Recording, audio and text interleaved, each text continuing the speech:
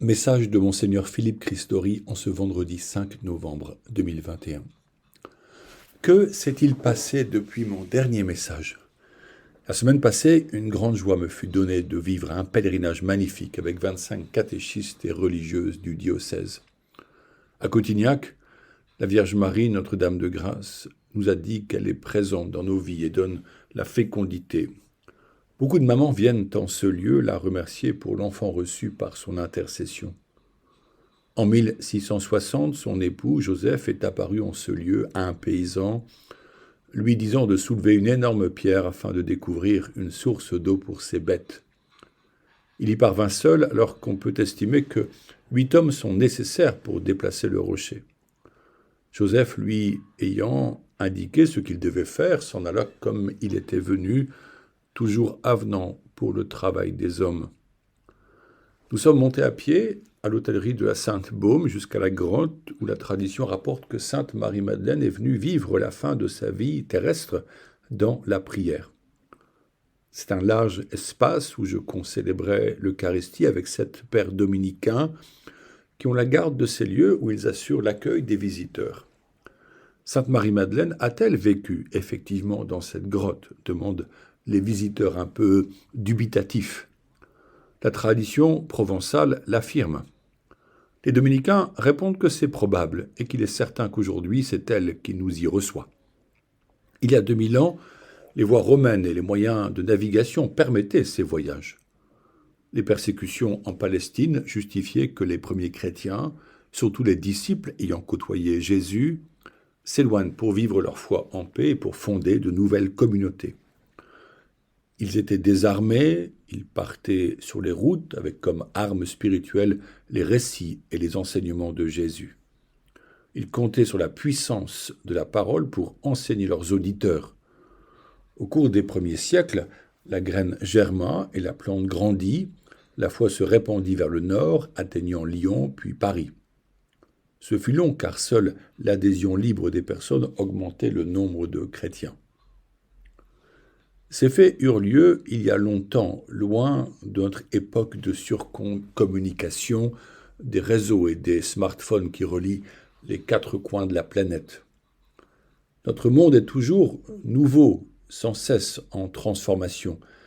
C'est pour cette raison que nous nous attachons à l'héritage reçu, les Saintes Écritures, la tradition de l'Église qui s'approfondit depuis 2000 ans, le magistère de l'Église, c'est-à-dire les évêques, les saints et les théologiens. L'Esprit Saint éclaire le peuple chrétien qui, par le sensus fidei, son flair, dit le pape François, discerne le chemin à emprunter. Ensemble et de tous états de vie, nous sommes à l'écoute des motions du Saint-Esprit pour nous guider sur les nouveaux sommets de la foi, nous laissant entraîner vers des lieux où nous ne pensions pas aller, vers des personnes qui nous sont inconnues. Là est le projet de la synodalité. L'Esprit Saint donne de vivre une aventure en nous orientant sur ces routes nouvelles. Par sa lumière, nous vivons notre relation à Jésus-Christ selon des formes renouvelées, à l'écoute des cultures nouvelles qui sont celles de nos sociétés contemporaines à qui Jésus nous demande d'annoncer son évangile. La parole divine demeure et nous inventons des médias nouveaux pour la communiquer à ce monde que Dieu désire rejoindre et sauver. Il me semble que la mission devient palpitante si nous sommes disposés à l'aventure de la foi. Pour marcher sur cette route, notre nourriture est l'Eucharistie reçue à la table du Seigneur. Ô Seigneur, donne-moi de ce pain-là que je vive. Ce moment ecclésial vécu lors de ce pèlerinage à l'école des saints fut marqué par une profonde communion. Comment était-elle possible ? Certes, les participants sont catéchistes et partagent une même mission. Dès le premier jour, dans le bus, nous avons fait l'expérience féconde de la Lectio Divina, méditant seul, en silence, le passage de la femme courbée depuis 18 années que Jésus guérit un jour de sabbat. Plusieurs partagèrent le soir qu'ils se reconnaissaient dans cette femme courbée que Jésus venait nous redresser. Cette expérience fut très heureuse. Par sa parole, Jésus nous rejoint et il le fait de manière plus particulière encore pour ceux qui, comme cette pauvre femme, ne sont pas considérés.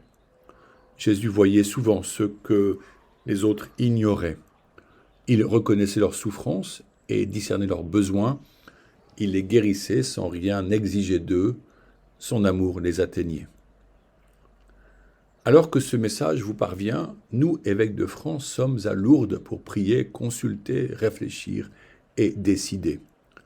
On nous demande de prendre des mesures fortes et rapides suite au rapport de la CIAZ sur les abus. Ceux qui souffrent depuis des décennies nous le disent ouvertement. Mardi dernier, 5 personnes victimes ont longuement témoigné de leur souffrance. Ils citèrent l'épisode où Jésus dit à l'aveugle Bartimée « Que veux-tu que je fasse pour toi ?» Et Bartimée reçoit une vie nouvelle. Les recommandations de la commission ont été pensées en vue d'un plus grand bien. Maintenant, c'est le Saint-Esprit que nous invoquons pour comprendre les priorités. Ces victimes demandent à vivre en paix, elles nous le disent. Personne dans l'Église ne peut les ignorer. Aussi, nous avancerons à l'écoute des victimes et des fidèles chrétiens, chacun pouvant aider pour construire, en nous laissant éclairer par le Seigneur et en discernant en Église les choix à poser. Écouter l'Esprit dans le temps lui permet de nous surprendre et de nous enseigner, comme il le fit dans la vie des saints et des saintes. Il faudra encore du temps pour écouter les victimes, que j'invite à se manifester. Il faut aussi du temps pour pardonner, quand cela sera possible. Bien entendu, se donner du temps ne peut être un prétexte pour ne pas faire ce qu'il faut faire. Notre Église est meurtrie par les faits révélés. Nous demeurons en communion auprès de Jésus-Christ, car le mal ne nous séparera pas, afin de pouvoir, dans l'avenir, continuer à annoncer le royaume de Dieu. Je prie le chapelet pour chacun de vous à la grotte de Lourdes. Crucifié, alors qu'il vivait les dernières minutes de son agonie, Jésus demanda aux disciples Jean de prendre Marie comme mère et à sa mère d'accueillir Jean comme son fils.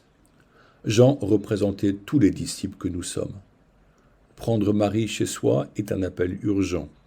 Elle est la femme qui terrasse le démon, elle nous garde du mal et surtout, elle nous enseigne toujours à faire tout ce que son Fils, Jésus, nous enseigne.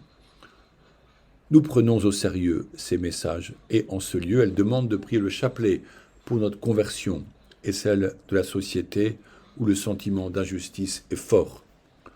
La violence n'est pas la réponse aux injustices, car elle conduit au chaos. La force de l'amour, puisée au cœur de Jésus, est notre arme pour changer la société et nous engager comme membres de l'Église tous ensemble. Je vous propose de prier Notre-Dame à nouveau avec le Père de Grand-Maison.